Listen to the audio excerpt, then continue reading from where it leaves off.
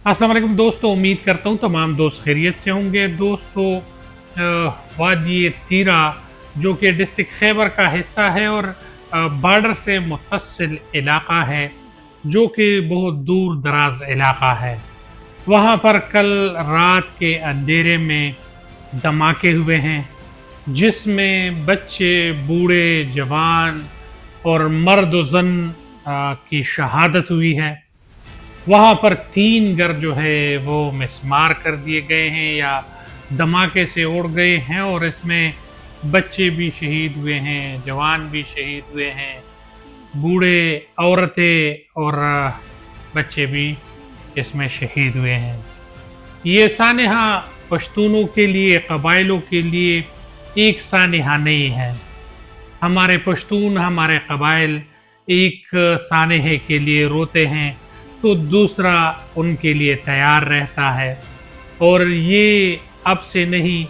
कई अरसे से हैं और अभी अशरे गुजर गए हैं।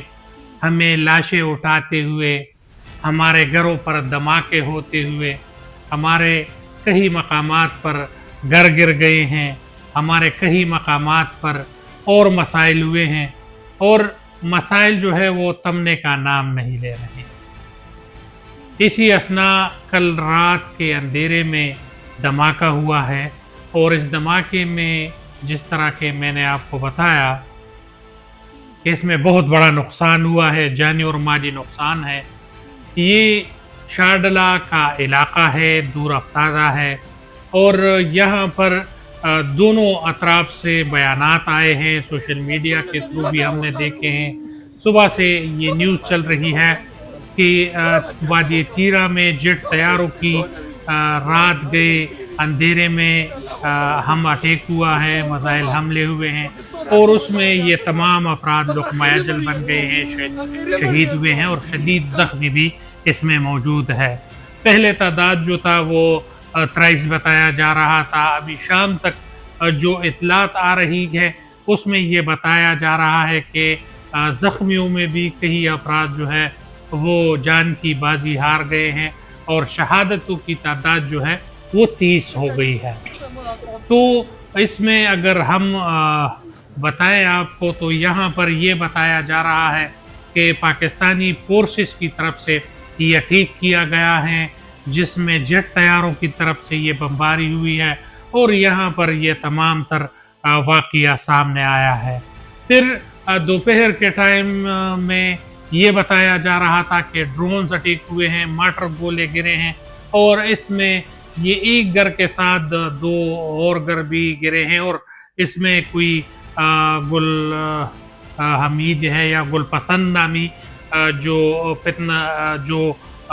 उल खवारिज के नाम इस्तेमाल करते हुए तहरीक तालिबान पाकिस्तान का एक कमांडर जो है, ये उसका घर था, और उसमें जो है ये ब्लास्ट हुआ है, और उन पर ये ब्लास्ट हुआ है। अभी शाम को ये बयान आ रहा है, और तमाम आपको बताते चले कि तमाम ज़िंदगी से ताल्लुक़ रखने वाले अफराद जो कि बड़ा खैबर के हो जो या और इलाक़ों के, उन्होंने इस पर बहुत बड़ा इज़हार अफ़सोस किया है,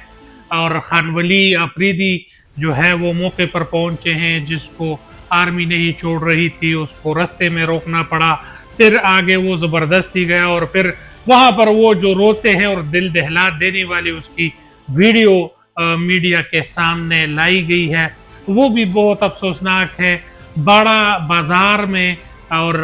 रिंग रोड पर भी धरने हुए हैं, जिसमें इकबाल आफरीदी साहब थे, उसके साथ MPA साहिबान थे, और उन्होंने भी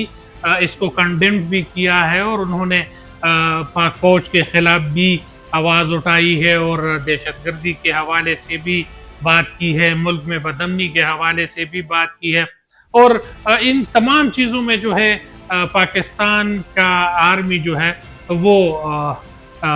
इसमें याद किया गया, और उसमें उस पर बात की गई। उसके बाद अभी शाम को एक प्रेस रिलीज सामने आई है, और उसमें बताया जा रहा है कि